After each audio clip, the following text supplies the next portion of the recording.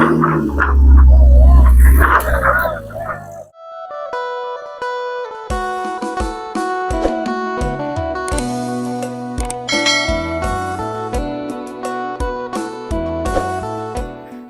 กับทักทายสบายดีเด้อสบายดีพ่อแม่พี่น้องวัดสุขุสุคนเนาะยินดีต้อนรับสองอาตูนชาแนลกันเนาะว่ามื้อนี้บ่ตูนก็มาบ้านทองวายเขตดินหนองสาลีเป็นไว้มาหนองสาลีแล้วก็เมื่อกี้นี่ก็ไปเลือกไม้ที่สร้างเพิ่นได้เลือกไว้ก็คือไม้ที่อยู่ที่ดินของหนองสาลีนั่นแหละเนาะก็คือสร้างเพิ่นได้เลือกเป็นไม้แป้นไม้เส้นบ่เนาะทางทีมงานเฮาก็ได้เลือกแล้วแล้วก็คนมามีแล้วส่วนหนึ่งพี่น้องก็คือไมตีสั้นสำหรับรายละเอียดเนี่ยมันนำคลิปของไอ้เบาเตียงทองเด้อพี่น้องเนาะใครอยากเบิ่งก็ไปเบิ่งทางคลิปไอ้เบาเตียงทองเลยอาการคนใหม่ของทีมงานเราเป็นแนวใดเนาะในช่วงแรกขั้นก็เอารถของเบาเตียงทองมาคนพอดีช่วงที่สองเพราะว่าไม้เป็นมันยักยาวเนี่ยไม้เส้นไม้แป้นก็เลยเบาเจ็บกับเบาตูนก็เลยได้โทรหาหมูเรือเซี่ยวเนาะอยู่ในบ้านนี่เอารถคันใดของหมูฮั่นมาโคนให้ตอนนี้รถหมูของเบาตูนกับเบาเจ็บเลยก็มาแล้วพี่น้องเนาะก็สิได้ถ่ายให้เบิ่งเลยพี่น้องเนาะพุ่นมาแล้วจอดนี่ละไปอยู่นี่แหละแม่นสบายดีเด้อสบายดีเด้อเอาสิทางทำงานก่อนว่าสิคนเลยบ่แต่ว่าส่วนหนึ่งนี่มันคนแล้วเนาะอันนี้ก็คือหมู่ของเบาตูนแล้วก็เบาเจ็บไปเนาะเว้ยก็เราก็อยู่สวนไปเลยแต่ว่าได้โทรหาเพิ่นมาเพิ่นก็พอดีมาเลยแต่บ่ฮู้ว่ามาย้อนเฮาหาแล้วว่ามาแบบฮอดโมงมานี่เบิ่งสิถามจักหน่อยนึงโอ้ยไปสวนบ่อยู่สวนอยู่ไสไกลบ่ไกลแล้วอยู่บ้านเนาะกะว่าสิระวังโอ้หนึ่งก่อน พวกนั้นก็ได้ดี ใช่ พวกนั้นก็ได้ดีกะว่าไม่เนี่ยประมาณสำนี้แหละสิเอานำเท่าไหร่น่ะโอ้บ่ได้เอาหยังดอกเอาดีๆเอ้าคือว่าจังซั่นก็ซอยสินะมันสิเป็นหยังสำเอามาซอยตั้งมาซอยเนาะพี่น้องยำคำมันบ้างก็มาคันค่าก็บ่จักสิบาทอันนี้ก็เพิ่นบ่ได้พักเวียกเด้อร้านบ่สบายเด้อ๋ออ้ายก็สิพาไปกวดว่างบ่นี่ก็เลยมาว่างมื้อนี้หรือว่างตอนนี้ว่างอันตอนนี้นะจ๊ะเด้อเนาะนี่ก็คือสกิลิญญาพี่น้องเอ้ยสกิซื้อโมกิก็ได้ซื้อเท่ากินี่แหละกิริญญาพี่น้องทางซื้อเขาหอกเฮียนกับกิริญญาพี่น้องเนาะก็เพิ่นก็มีน้ำจิตน้ำใจว่าสิมาซอยสินะมาซอยทางทีมงานแล้วก็น้องซาลีเพื่อได้คนใหม่มาแต่พุ่นได้ยินข่าวว่ารอบแรกแต่พุ่นก็แม่นเจ้าบ่ตัวใดคนลงพุ่นลงเฮือนพุ่นลงไปบ้านพุ่นโตไปเมียนอยู่หั่นบ่แม่นก็รถนี่แหละอ๋อก็รถคันนี้บ่ทางบ่ตอนนั้นบ่เจ็บหาเนาะเจ็บหามันแต่ว่าไปเจอกันจะน้อยเลยบัดคนใหม่เลยเพราะว่าตอนนี้ก็ไอ้บ่าวเตียงทองเพิ่นกำลังบินโดรนอยู่พี่น้องไปทางใดแล้วโดรนอันนี้ก็ได้บ่เห็นมันสูงโพดพวนใส่ฟูพี่น้องฟูพี่น้องในระหว่างกลางเลยโดรนไอ้บ่าวเตียงทองพี่น้อยก็ไปหาไอ้บ่าวอนงเพิ่นเฮ็ดหยังอยู่ตอนนี้เนาะก็บ่มีหยังหลายพี่น้องเนาะก็สบายดีอ้ายลงคลิปพี่น้องนี่เนาะครับบ่โอ้มีใหม่อยู่บ่ฮู้ว่าถึกหรือบ่นี่ลองเลยฝนสิตกแล้วเนี่ยโดยสบายดีเด้อพ่อแม่พี่น้องเนาะสบายดีเบาตูนเนาะเด้อสองเบาตูนพี่น้องเอ้ยตัวฝนเสียงยังมาเลยตกบ่มาเด้ฝนนั่นฮ้อนแดดพี่น้องเอ้ยแล้วก็ฝนมาอีกถึงแดดถึงฝนบาดยังไงเนาะเพราะว่าคนใหม่ก็เบาเตียงมื้อนึงนี่แหละก็ยังทันแล้วพอสิเอารถได้อีกยังไงเนาะโอ้นี่เด้รถเนาะรถใหญ่เด้นี่รถใหญ่นี่ พี่น้องไอ้นี่ เก่าหา คันใหญ่อยู่คันนี่ เก่าหาสี่สี่ แห้งอยู่แล้วตอนนี้ เอ็มแห้งได้เลย โงยขึ้นมาไทยบ่หน่อยหนึงนั่นนี่ บ่มีเงินที่เฮา ช่วยกัน ตัวมื้อนี้บ่ได้ไปไสพี่น้องเอ้ยเนาะมีแต่ว่าสินี่แหละว่าสิเฮ็ดกระท่อมให้พ่อเฒ่านี่ งาน แต่ว่าบ่ได้ซื้อเลยกระปูนี่จะได้โอ้นี่แต่สิเอาใหม่อยู่นี่ได้นี่เอาใหม่นี่ก็ไปปูให้เรานอนพอได้เผานี่แหละพี่น้องเอ้ยเนาะเผาใหม่เผาตอกเผาเสาตีนเสาเนี่ยยันเขาเอาผูกความอยู่ใกล้เส้นทางพี่น้องเอ้ยเนาะมันอยู่ใกล้ในเส้นทางนี่ก็เลยว่าสิให้พวกเฒ่าเพิ่นมาเผาก่อนพี่น้องเอ้ยเนาะ แม่นว่ากันบ่เฝ้าก็ยานมันสิเสียได้ เสียแหละ แม่น เฮาย่านอยู่แหละเพราะว่าเฮาบ่ฮู้เด้มันใกล้แต่บ้านใกล้แต่เฮือนเขาเด้ประมาณ70หรือ100นี่แหละพี่น้องเอ้ยเนาะ100 เมตรมัน100 กิโลเด้100 เมตรนี่ที่ไกลเลยว่าสิให้บ่าวเฒ่าเพิ่นมานั่งเผาก่อนพี่น้องเอ้ยเนาะ ได้ แล้วว่าสิจักหน่อยเบาเตียงสิลงไปคนอีกใหม่ยังทันแล้วพี่น้องใหม่ ตอนแรก พอรถนี้คนก็คือเห็นมื้อนึงแหละบ่าวโหน่งเกือบตก มาแล้วสุดหนึงเนาะไหมเนาะ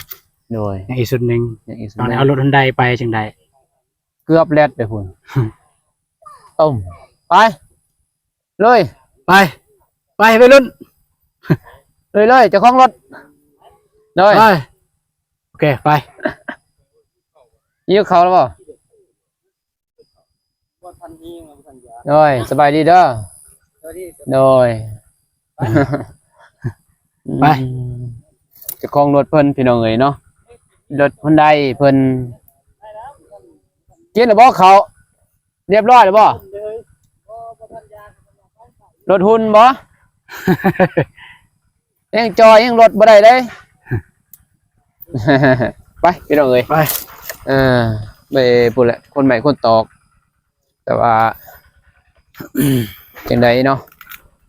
น้องซาลีสบายดี ไป เด้ ทักทายบอสก่อน ปุ่นกองไปพุ่นแล้ว สบายดีเด้อไม่อยู่พุ่นไม่อยู่พุ่น ลองไม่ลองกล้องไม่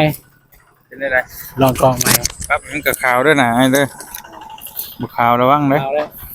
เอาเลย โอ้คัก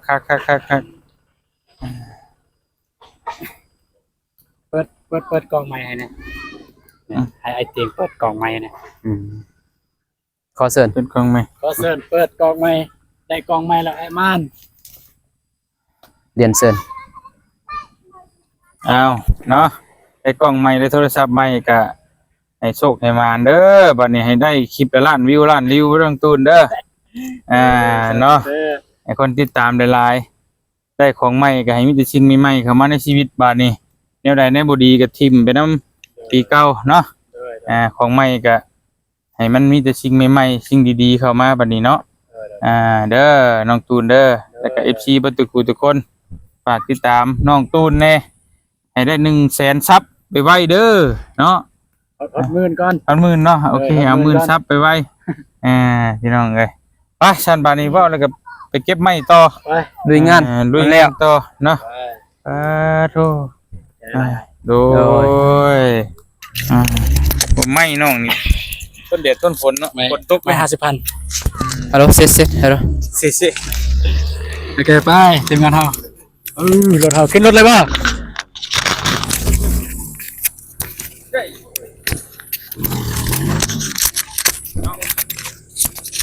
ได้อยู่ก็รถบุอยู่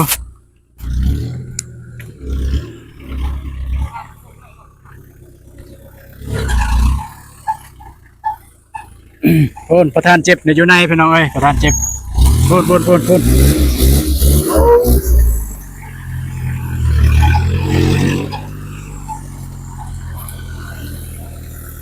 เลยโอเคทุกคนไปเจอกันที่บ้านน้องสาลีแล้วไม่สบายดีเด้อบอกกูสบายดีเด้อด้วยสบายดีพ่อเฒ่าสบายดีเด้ออันนี้มันพ่อเฒ่าเคยเนาะจะได้เห็นหน้าเห็นตาโดนละ โอ้ยบ่ได้มาอาทิตย์ 2 มื้อ จับเลย 2 มื้อนะบ่ได้มาถ่ายคลิปพี่น้องเอ้ย อืม มามื้อนี้ก็สำเร็จเนาะเข้าไทยเรียบร้อยได้ย้ายไม้เนาะย้ายไม้พี่น้องไป โดยพอแล้ว พอแล้วสบายดีน้องสลีสบายดีสบายดีเลย โดย สบายดีอีกครั้งเด้อ โดยสบายดีผู้ใหญ่ใจบุญและ FC ทุกท่านหรือว่าอยู่ในลาวและไทยหรือต่างประเทศขอสวัสดีสบายดีเด้อ มาเฮ็ดหยังมื้อนี่อยู่นี่มื้อนี้ มาคนใหม่ คนใหม่ โดย คนใหม่แล้วบ่ย่างเนาะ ยัง คนนำกันเมื่อกี้นี่ โดย สิไปไสนี่ ก็เป็นคนต่อ ไป โดย ทุกคนก็คือเก่าก็คลิปนี้ก็คล้ายๆคือมาอัปเดตเฮือนน้องซาลีว่าฮอดไสแล้วอ่ะ อัปเดตเบิ่งกับทีละขั้นทีละตอนเพิ่นว่าพี่น้องเอ้ยเนาะ โดย ก็ ตอนนี้ก็ทางทีมงานเฮามีแล้วคือเมื่อเช้านี้ก็ทางไอ้เบายาวเพิ่นก็ได้บอกข่าวดีแล้วสำหรับเพื่อนน้องซาลีโทรหาไอ้เบาติงทองนะ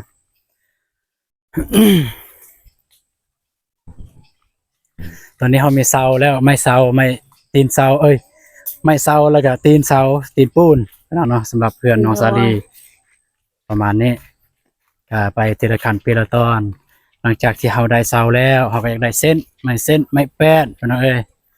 เพราะว่าเฮือนนี่ก็มันอยากใหญ่ได้พี่น้องเอ้ยก็ประมาณอยู่12เสา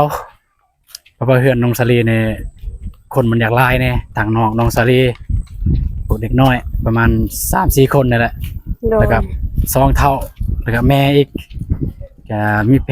นการก็จะเฮ็ดประมาณ3ห้องนอนเนาะพี่น้อง โดย ไปเลยถอยเลยถอยเลย พอแล้วก็ได้ ไปคนใหม่รถไอ้ายบาวติงทองมาแล้วพี่น้องนะ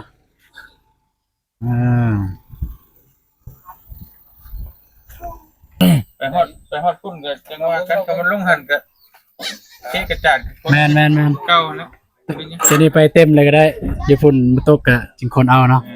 คือปีนั่นแหละ เอาแต่ซุปเปอร์บ่ได้ไวบ่มันบ่ไวน้อย ตกเฮาบ่ฮู้ดอกฮู้แต่ว่ามันบ่ขึ้นกันบัดนี้ อ่า มันบ่ขึ้น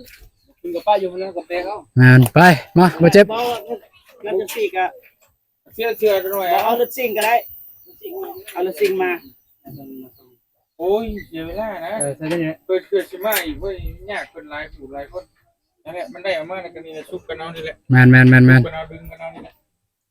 ได้ละ ไป รบกวนเพิ่นรบกวนผู้ชองอีกน้อย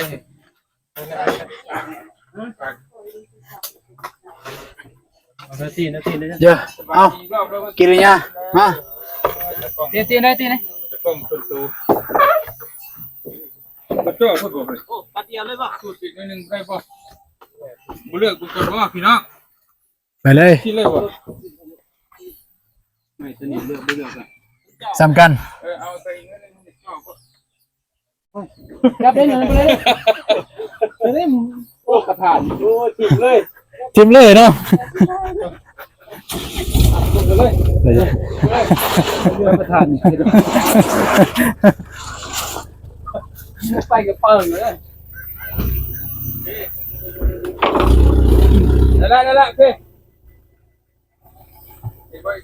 ยังได้ ยัง มันจ่อได้เนี่ย เอามาพี่ก่อนเอามาพี่ไปอยู่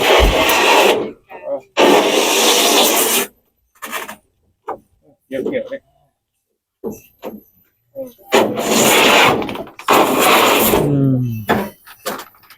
บ่ไรดอก จังได้ช่วงมันยาวก็อาจจะบ่นี้แต่ว่ามื้อนั้นไปเก้เช้าขึ้นก็บ่ได้เอารถมาเทียนช่วงมันขาดเลยบ่ได้ ตัวนี้บ่ได้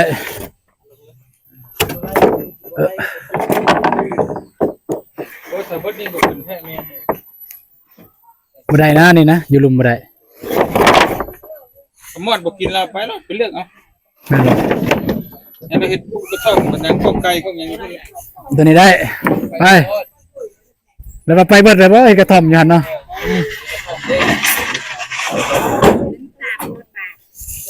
ได้อยู่แล้วก็คิดว่าถือว่าได้อยู่บ่นุ่งบ่ตกใจเบิดหมดเบิดเร็ว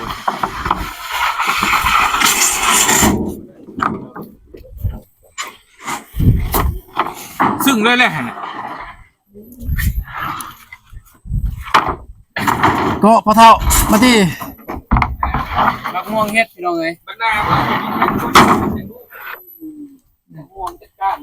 กินอิ่มเลยซึ่งเลย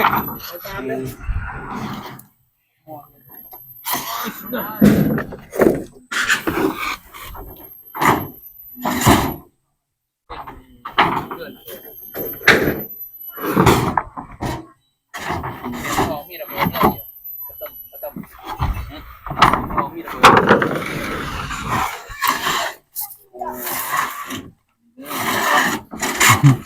กลาง ไปเยอะใช่ไหมจักของไปเขาจะลงแล้วไปสีฟ้าคือกันสีเขียวกันแล้วโอ้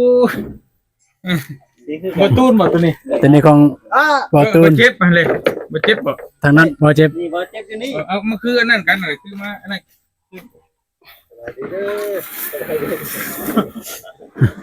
ไว้ได้ที่สบายดีทางไหนละก่อนนี่ บักโกนี่ครับโกทั้งได้บักโก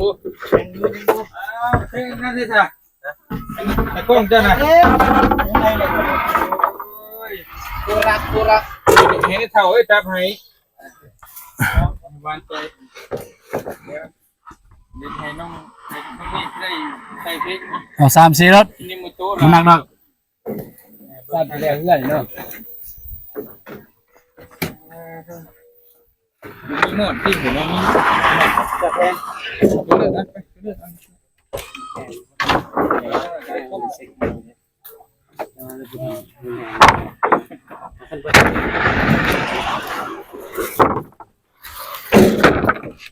โอ้ใหม่มันเบาใหม่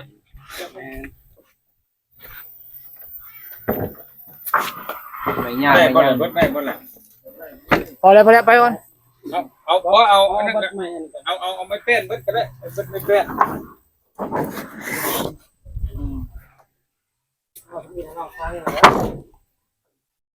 เป็นอะไรมันสิอืดมันสิกินง่าย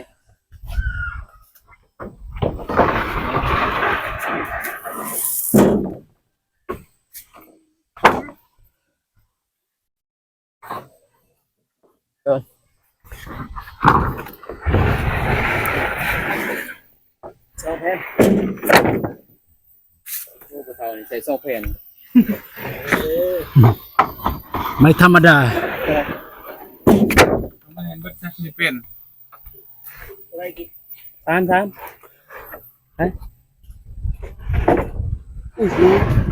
มันไม่ติดฟิตบ่นี่ยังน่ะโอ้ย เฮ้ยตัวนี้ก็เอา ไปมันเป็นก่อนเนาะ ย่านใส่ลายเห็นไหม อ่ะ จะมาอะไรไว้แน่จูนอยู่ละจับไม่มูลเพื่ออย่างสิไลคือ ไปนอนพุ่น ไป เก็บขึ้นไปกี้ทั้ง โอเค ไป ทั้งน้ำจริงนอน ขึ้นเบิดนี่ละ ไปทุกคน ไปเจอกันอยู่พุ่นเลยพี่น้อย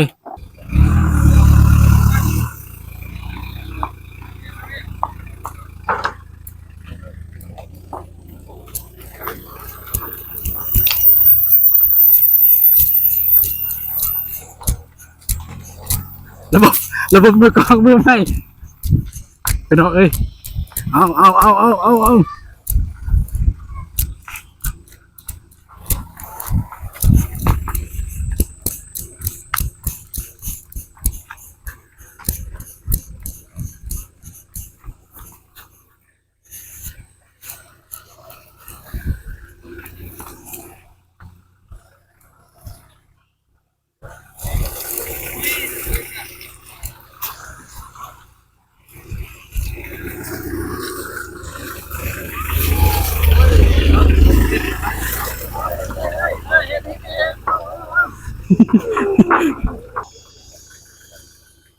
ไปเลยขึ้นเลยขึ้นเลย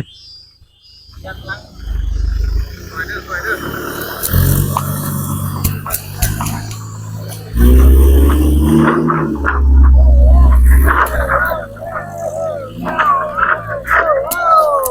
โห โอดเย็น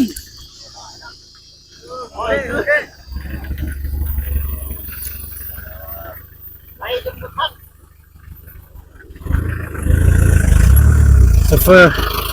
โหดจริงๆโซเฟอร์เฮาพี่น้องเอ้ย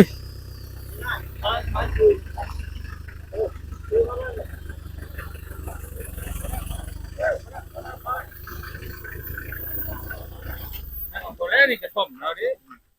กระท่อมผู้เฒ่าใหญ่เจ้าโอ้ยเฮ็ดแม่ดิน่ะเอาลงนี่ก็ได้นี่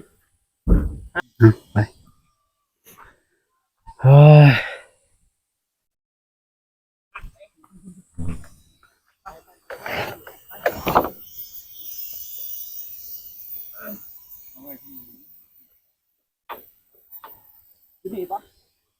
อยู่ลุ่มบ่ แม่มาไม่ข้างๆนี่ก็ได้สิปลายแห้งเอาคุณเนาะตัดลงกันเอาไว้ข้างกลางให้มันว่างนะเอาไว้ตามขอบก็ได้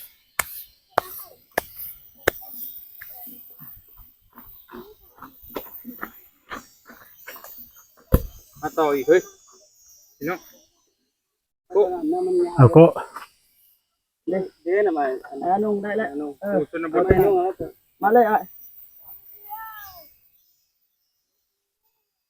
ชื่อเต็มเลยนะอันนั้นชนบทชื่อเต็มแล้ว เมื่อยได้ฮะ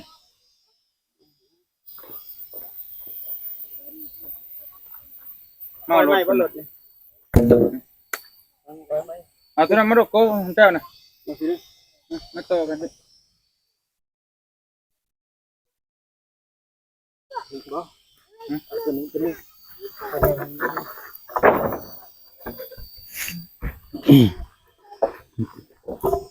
โอ้ย มันมาสูงกว่าตอนไหน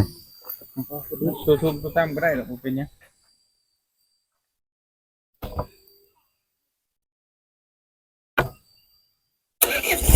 ต้องใช้กับต้องใช้เหมือนต้องให้ บอตูนสแนล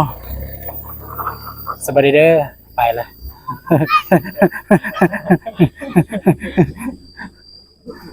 จับภาพตรงนี้นี่พอละเล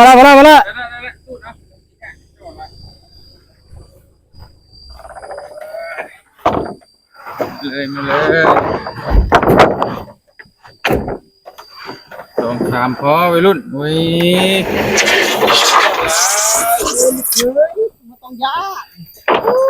เมื่อยเคยไหมดิ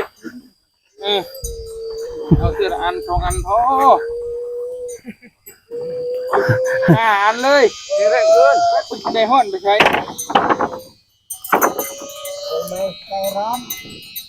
ไฟแรง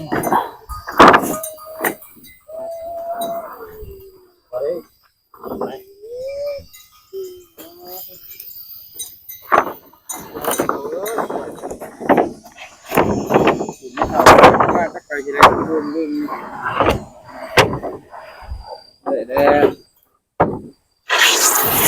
มันบนน่ะไปเจ็บหน้าเศร้าหมอง ผิดมองแล้วใช่ไหม รักมาก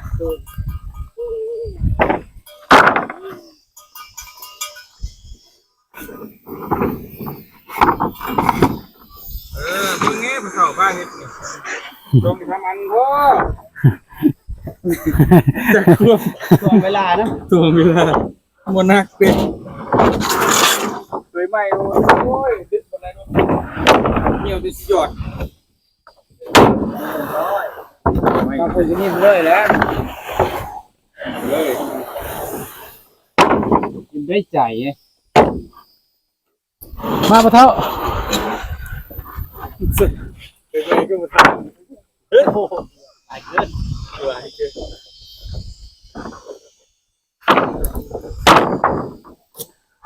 กลางนี่ตามมันจะถึงไปใช่ไหม ไอ้ลูกไป ฮะ ลูกทราบได้แล้วอีหัว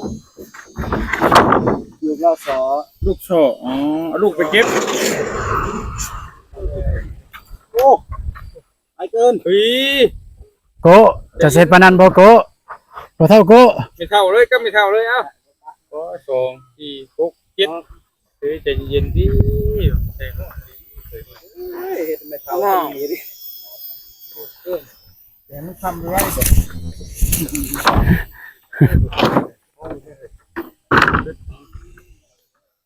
ได้บ่เอ้ยเข้าไปนี่เรียบร้อยพี่น้อยเรียบร้อยเนะเรียบร้อย ยกมือเฮ้ย ขอบใจเด้อที่จับกล่องอ่ะเด้อ นี่อีกเที่ยวนึงพี่น้องเอ้ยไปเอาอีกเที่ยวนึง เจิงสีนานี่ เอาใหม่นะ โอ้เนาะสีนานี่บ่สีนาก็พอแล้ว ขึ้นมา ไปทุกคนในอีกเที่ยวหนึงพี่น้อยเที่ยวสุดท้ายพี่น้อยก็ไม่ได้ว่าติดตามเบิ่งในซองของบ่าวเตียงทองเลยพี่น้อยเพราะว่าบ่ตูนก็จะได้จบคลิปอยู่บนนี้เลยพี่น้องเนาะ